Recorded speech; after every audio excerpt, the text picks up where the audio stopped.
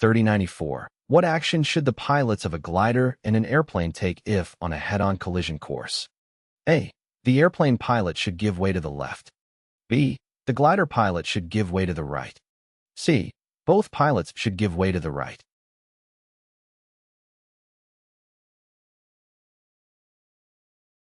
The correct answer is C. In a head-on collision situation between a glider and an airplane, both pilots have the responsibility to take action and give way to the right to avoid a potential collision.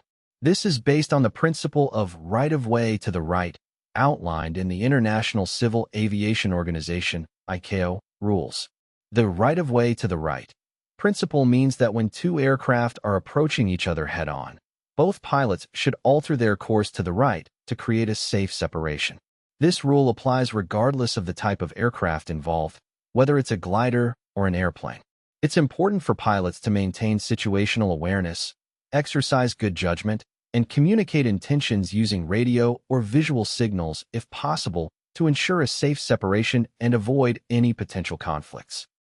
3172. An approved chair-type parachute may be carried in an aircraft for emergency use if it has been packed by an appropriately rated parachute rigger within the preceding A. 120 days. B. 180 days. C. 365 days.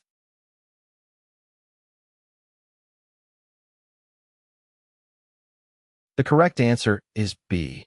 According to regulations, an approved chair-type parachute can be carried in an aircraft for emergency use if it has been packed by an appropriately rated parachute rigger within the preceding 180 days. This requirement ensures that the parachute is properly packed and maintained, increasing the likelihood of its functionality in case of an emergency. It is essential for pilots and operators to adhere to these regulations to ensure the safety of individuals on board the aircraft. 3173.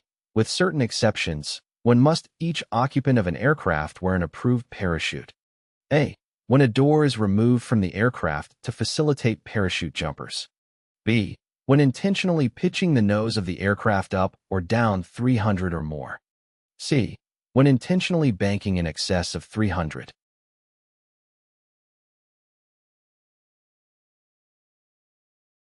The correct answer is B.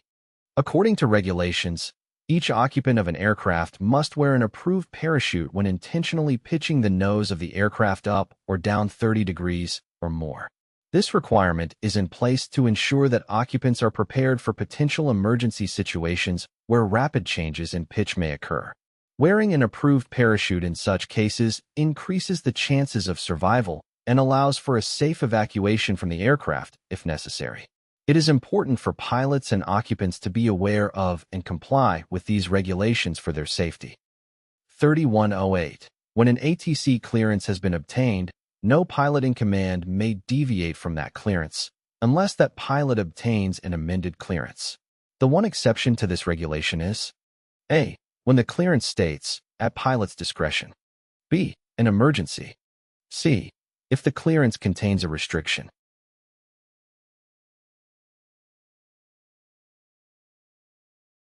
The correct answer is B. In general, once an aircraft has obtained an air traffic control (ATC) clearance, the pilot in command is required to adhere to that clearance and must obtain an amended clearance from ATC before deviating from it.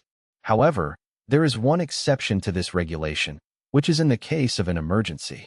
During an emergency situation, where the safety of the aircraft or its occupants is at risk, the pilot in command has the authority to deviate from the ATC clearance in order to take immediate actions necessary to ensure the safety of the flight. It is important to note that this exception should only be used in genuine emergency situations where there is an immediate threat to the safety of the aircraft or its occupants. Pilots are expected to communicate with ATC as soon as possible to inform them of the emergency and to coordinate any necessary changes to the flight plan or clearance. 3108-1. As pilot in command of an aircraft, under which situation can you deviate from an ATC clearance? A. When operating in Class A airspace at night. B. If an ATC clearance is not understood and in VFR conditions. C. In response to a traffic alert and collision avoidance system resolution advisory.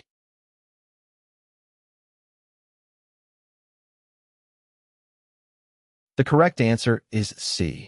As the pilot in command of an aircraft, you are generally expected to adhere to the ATC clearance that has been issued to you. However, there are certain situations where you can deviate from the clearance, and one such situation is in response to a TCAS resolution advisory. TCAS is an onboard system that provides alerts and advisories to help pilots maintain safe separation from other aircraft. If the TCAS issues a resolution advisory instructing you to take specific actions, such as climbing or descending to avoid a potential collision, you are authorized to deviate from your ATC clearance in order to comply with the resolution advisory and ensure the safety of the flight.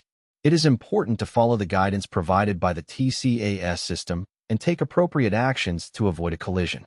It is worth noting that after deviating from the ATC clearance in response to a TCAS resolution advisory, you should inform ATC about the deviation and the reason for it as soon as possible in order to maintain communication and coordinate any necessary changes to the flight plan.